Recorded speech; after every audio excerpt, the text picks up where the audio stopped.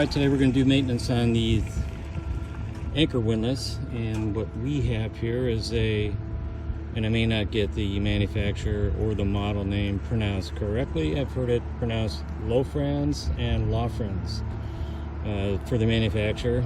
They're very common, they're all over the place, and I pronounce the model number Tigres. I guess you could call it Tigers, I don't know. But here it is.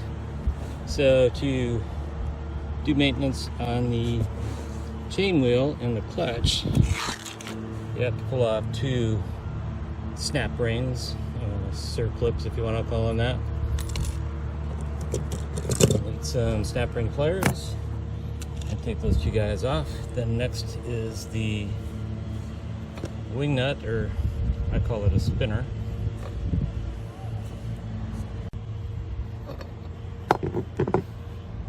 Next is just kind of jiggle this a little bit. This is the outer clutch cone, and you can see although this windlass has been working great, this is dry as a bone. Absolutely. So set that aside. The chain wheel is loose, but it is not going to come off, and the reason is down here you've got a tab that strips the chain off, so it is in fact a chain stripper. And I can see we've got a problem here. You can see the bright line right down the middle, or right to the outboard side of the chain wheel. It's obviously had metal to metal contact, and you don't want that.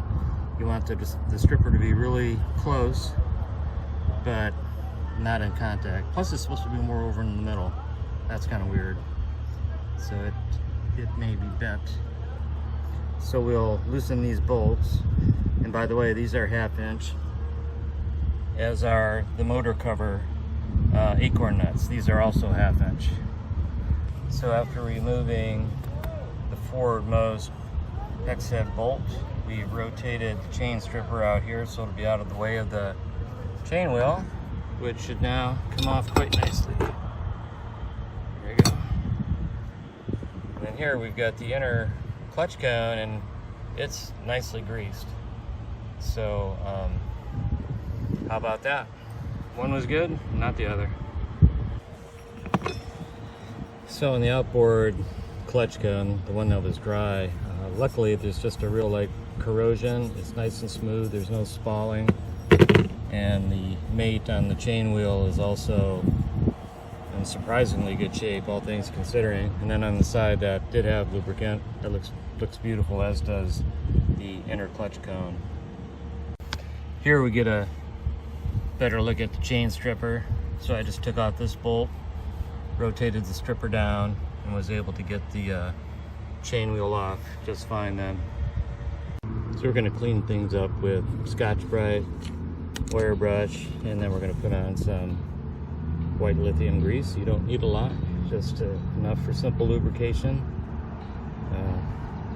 The clutch does, its job is to engage in a little friction, so just enough to keep things protected and smooth.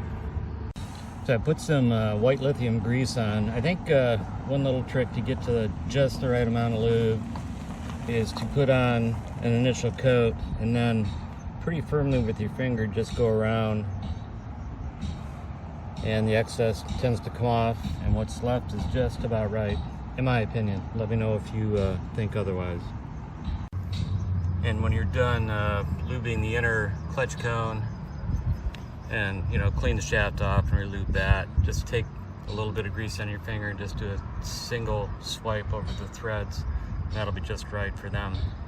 So the chain wheel looks pretty symmetrical. So, how does this thing go back on? Well, it's really easy.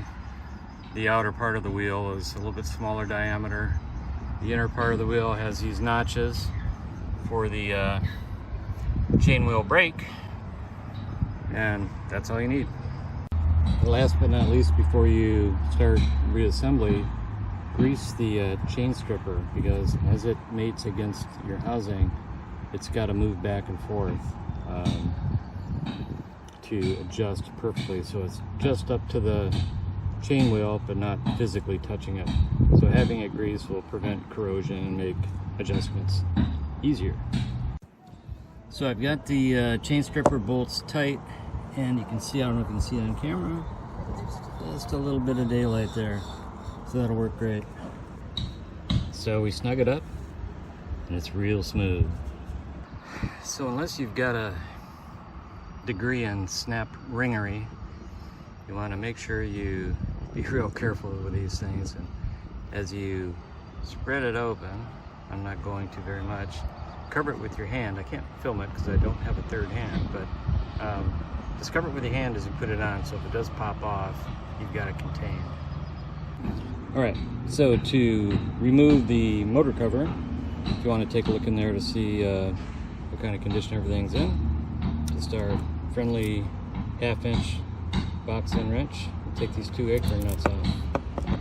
They're already loose. When you take them off, you have a acorn nut, standard stainless washer, and a dielectric washer, because we're dealing with two dissimilar metals here, so don't lose those. The housing just comes straight back, and the center is negative, and then you have positive. The 2 positives, this should be a red wire, but it's not.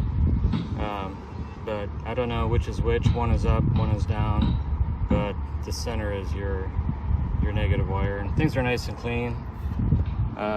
Luckily my gasket came off very nicely. It's super smooth, still got some flexibility into it, so I'm going to reuse this one. So that's all there is to it. Thank you for watching. Alright, so we're gonna just get this just snug. Oh yeah, that is smooth as a baby's ass right there. Can I say that on YouTube? Oh wait, no, I screwed that up. So we snug it up and it's real smooth. We'll go with that.